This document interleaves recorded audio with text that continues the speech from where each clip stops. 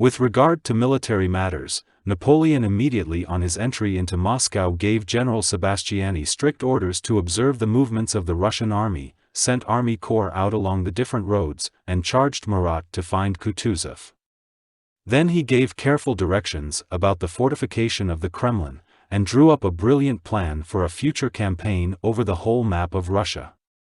With regard to diplomatic questions, Napoleon summoned Captain Yakovlev, who had been robbed and was in rags and did not know how to get out of Moscow, minutely explained to him his whole policy and his magnanimity, and having written a letter to the Emperor Alexander in which he considered it his duty to inform his friend and brother that Rostopchin had managed affairs badly in Moscow, he dispatched Yakovlev to Petersburg. Having similarly explained his views and his magnanimity to Tolstoy, he dispatched that old man also to Petersburg to negotiate. With regard to legal matters, immediately after the fires he gave orders to find and execute the incendiaries. And the scoundrel Rostopchin was punished by an order to burn down his houses. With regard to administrative matters, Moscow was granted a constitution. A municipality was established and the following announcement issued. Inhabitants of Moscow. Your misfortunes are cruel, but His Majesty the Emperor and King desires to arrest their course. Terrible examples have taught you how he punishes disobedience and crime. Strict measures have been taken to put an end to disorder and to re-establish public security. A paternal administration, chosen from among yourselves, will form your municipality or city government. It will take care of you, of your needs, and of your welfare. Its members will be distinguished by a red ribbon worn across the shoulder, and the mayor of the city will wear a white belt as well. But when not on duty they will only wear a red ribbon round the left arm. The city police is established on its former footing, and better order already prevails in consequence of its activity. The government has appointed 2 commissaries general, or chiefs of police, and 20 commissaries or captains of wards have been appointed to the different wards of the city. You will recognize them by the white ribbon they will wear on the left arm. Several churches of different denominations are open, and divine service is performed in them unhindered. Your fellow citizens are returning every day to their homes. And orders have been given that they should find in them the help and protection due to their misfortunes. These are the measures the government has adopted to re-establish order and relieve your condition. But to achieve this aim it is necessary that you should add your efforts and should, if possible, forget the misfortunes you have suffered, should entertain the hope of a less cruel fate, should be certain that inevitable and ignominious death awaits those who make any attempt on your persons or on what remains of your property, and finally that you should not doubt that these will be safeguarded, since such is the will of the greatest and most just of monarchs. Soldiers and citizens, of whatever nation you may be, re-establish public confidence, the source of the welfare of a state, live like brothers, render mutual aid and protection one to another, unite to defeat the intentions of the evil-minded, obey the military and civil authorities, and your tears will soon cease to flow. With regard to supplies for the army, Napoleon decreed that all the troops in turn should enter Moscow la Murat * to obtain provisions for themselves, so that the army might have its future provided for. * As looters. With regard to religion, Napoleon ordered the priests to be brought back and services to be again performed in the churches. With regard to commerce and to provisioning the army, the following was placarded everywhere. Proclamation.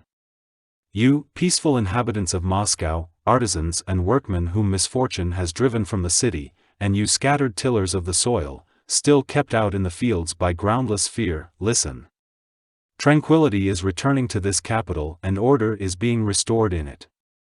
Your fellow countrymen are emerging boldly from their hiding places on finding that they are respected. Any violence to them or to their property is promptly punished. His Majesty the Emperor and King protects them, and considers no one among you his enemy except those who disobey his orders. He desires to end your misfortunes and restore you to your homes and families. Respond, therefore, to his benevolent intentions and come to us without fear. Inhabitants, return with confidence to your abodes. You will soon find means of satisfying your needs. Craftsmen and industrious artisans, return to your work, your houses, your shops, where the protection of guards awaits you. You shall receive proper pay for your work. And lastly, you too, peasants, come from the forests where you are hiding in terror, return to your huts, without fear, in full assurance that you will find protection. Markets are established in the city where peasants can bring their surplus supplies and the products of the soil. The government has taken the following steps to ensure freedom of sale for them. 1. From today, peasants, husbandmen, and those living in the neighborhood of Moscow may without any danger bring their supplies of all kinds to 2 appointed markets, of which one is on the Mokovaya Street and the other at the Provision Market. 2. Such supplies will be bought from them at such prices as seller and buyer may agree on, and if a seller is unable to obtain a fair price, he will be free to take his goods back to his village and no one may hinder him under any pretense. 3. Sunday and Wednesday of each week are appointed as the chief market days, and to that end a sufficient number of troops will be stationed along the highroads on Tuesdays and Saturdays at such distances from the town as to protect the carts. 4. Similar measures will be taken that peasants, with their carts and horses, may meet with no hindrance on their return journey. 5. Steps will immediately be taken to re-establish ordinary trading. Inhabitants of the city and villages, and you, workingmen and artisans, to whatever nation you belong, you are called on to carry out the paternal intentions of His Majesty the Emperor and King and to cooperate with him for the public welfare.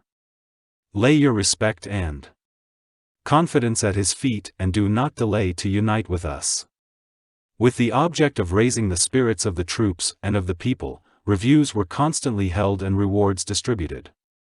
The emperor rode through the streets to comfort the inhabitants, and, despite his preoccupation with state affairs, himself visited the theaters that were established by his order.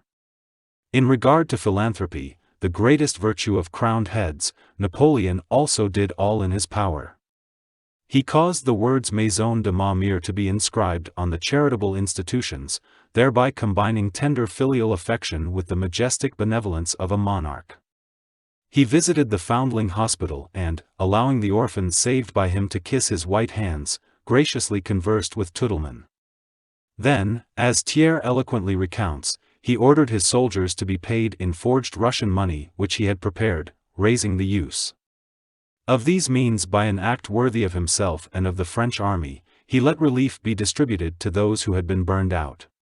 But as food was too precious to be given to foreigners, who were for the most part enemies, Napoleon preferred to supply them with money with which to purchase food from outside, and had paper rubles distributed to them.